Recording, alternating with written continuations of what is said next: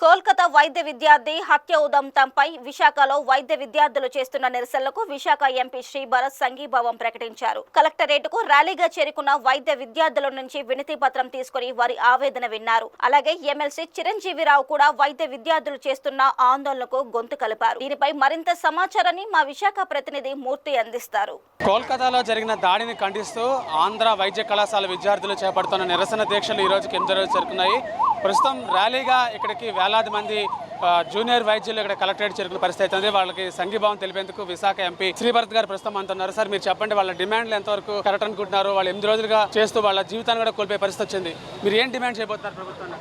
జీవితం కోల్పోవడం కాదండి, ఇది ఇండియన్ మెడికల్ అసోసియేషన్ ఈ హారిఫిక్ ఇన్సిడెంట్ ని కాగ్నిజెన్స్ లోపల తీసుకుని ఇప్పుడు కూడా మేము యాజిటేట్ చేయకపోతే మాకు భద్రత ప్రభుత్వాలు కలవజేయమనే ఒక అపనమ్మకంతో ఇవాళ దేశవ్యాప్తంగా అనేక హాస్పిటల్స్లో ఉన్న స్టాఫ్ మెంబర్స్ ఇలా ప్రొటెస్ట్ చేయడం జరిగింది. ఇందాక ఇప్పుడు ఈ లెటర్ చదువుతున్న వాళ్ళు అన్నది ఏంటంటే 19లో తెలంగాణలో స్పెషల్ ప్రొటెక్షన్ ఫోర్స్ డాక్టర్స్కి ఇస్తారని చెప్పడం జరిగింది. అది ఆంధ్రాలో కూడా అమలు చేయమని రిక్వెస్ట్ చేస్తున్నారు. అంతేకాకుండా సెంట్రల్ ప్రొటెక్షన్ యాక్ట్ కూడా త్వరలో తీసుకుని రమ్మని చేస్తున్నారు. అది చేస్తేనే మేము ఎమర్జెన్సీ సర్వీసెస్ ప్రొవైడ్ చేస్తాము అని అంటున్నారు. అది కరెక్ట్ కాదని నేను భావిస్తున్నాను. ఎమర్జెన్సీ సర్వీసెస్ ప్రొవైడ్ చేసి మిగతా అన్ని ఆపేయడం బెటర్ అని నేను అనుకుంటున్నాను. అంటే అది కూడా ఎందుకు చేస్తున్నారు? ఎవరు స్పందించట్లేదు కాబట్టి ఎస్కలేట్ చేస్తారు. ఫస్ట్ ఐఎంఏ ఏమంది, ఎలెక్టివ్ ప్రొసీజర్స్, అవుట్ పేషెంట్స్ ఇవన్నీ మేము ఆపేస్తాము, ఎమర్జెన్సీ వరకు ప్రొవైడ్ చేస్తాం అన్నారు. స్పందన వాళ్ళకి అనుకున్నట్టు రాకపోవడం వల్ల దాన్ని ఇంకా ఒక స్టెప్ ఫర్దర్ గా తీసుకెళ్లి మేము ఎమర్జెన్సీ సర్వీసెస్ కూడా ఆపుతాం. అది కరెక్ట్ కాదు. అసలు మొదట్లో మీరు చేసింది ఏంటి?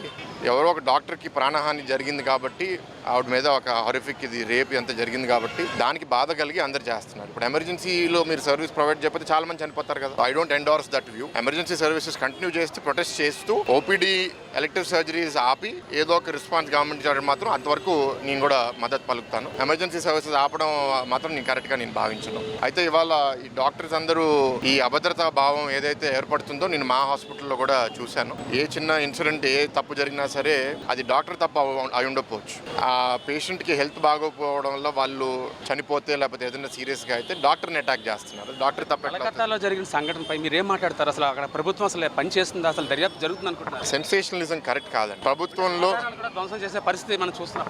That comes later. ఫస్ట్ ఏంటి అంటే అసలు సెక్యూరిటీ గార్డ్ సరిగ్గా హాస్పిటల్లో ఉన్నారా లేదా? ఇప్పుడు రాష్ట్రంలో ఉన్న ప్రతి గవర్నమెంట్ హాస్పిటల్లో మీరు మధ్యరాత్రి వెళ్ళి మీరే మీ టీవీతో వెళ్ళి ఒకసారి ఇంటర్వ్యూ చేయండి, ఎక్కడెక్కడ ఉన్నారో చూద్దాం. ప్రభుత్వ వ్యవస్థలోనే ఇబ్బందులు ఉన్నాయి. కొన్ని వేకెన్సీస్ ఉంటాయి, అది ఫిల్లింగ్ అవ్వవు.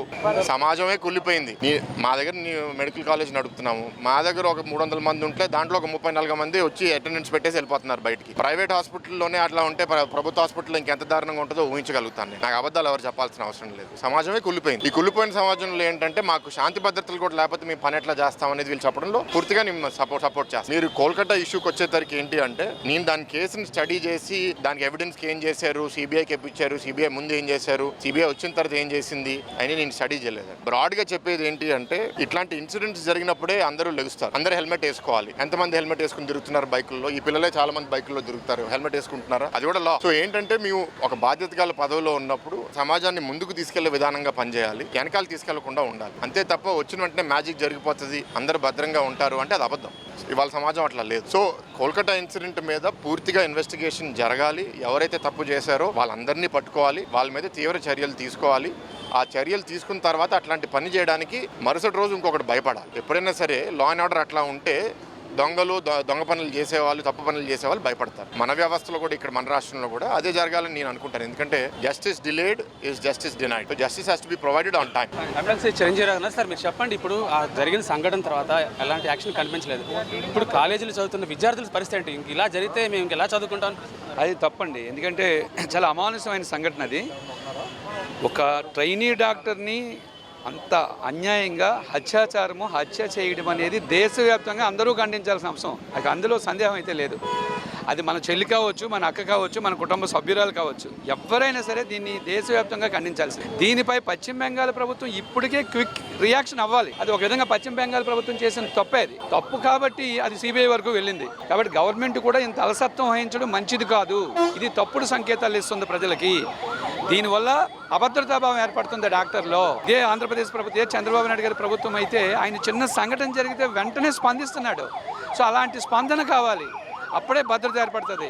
కాబట్టి డాక్టర్లకు ఖచ్చితంగా ప్రత్యేకంగా వాళ్ళు ఏదైతే అడుగుతున్నారో ఆ స్పెషల్ ప్రొటెక్షన్ యాక్ట్ అనేది ఖచ్చితంగా రావాల్సిన అవసరం ఎంతైనా ఉందని నేనైతే అభిప్రాయపడుతున్నాను. Thank you. ఇక్కడ మరి కొంతమంది వైద్య విద్యార్థులు అమ్మ మీరు చెప్పండి, మీరు ఎన్నో రోజు జరుగుతుంది మీ నిరసన, ఏం చెప్పబోతున్నారు? ఇప్పటికి 7 days అయిందండి. ఇన్సిడెంట్ అయ్యి 7 days అయింది. మేము ఇంకా పోరాడుతూనే ఉన్నాము. We all are on roads. మేము రోడ్స్ మీద ఇంకా చేస్తూనే ఇప్పుడు వరకు మాకు ఒక్కళ్ళు వచ్చి మాట్లాడలేదు, మా కోసం ఎవరేం చేయలేదు. స్టిల్ ఇంకా మేము ఎమర్జెన్సీస్, మేము ఎసెన్షియల్స్ అన్ని బాయ్కాట్ చూస్తూనే ఉన్నాం. మాకు ఇప్పటి వరకు ఏం రాలేదు. వీఆర్ స్టిల్ మీకోసం వెయిట్ చేస్తున్నాం. ఎవరైనా వచ్చి మాకు హెల్ప్ చేస్తారు, సెలబ్రిటీస్ అందరూ మా కోసం మాట్లాడతారని చెప్పి వీఆర్ వెయిటింగ్ ఫర్ దిట్.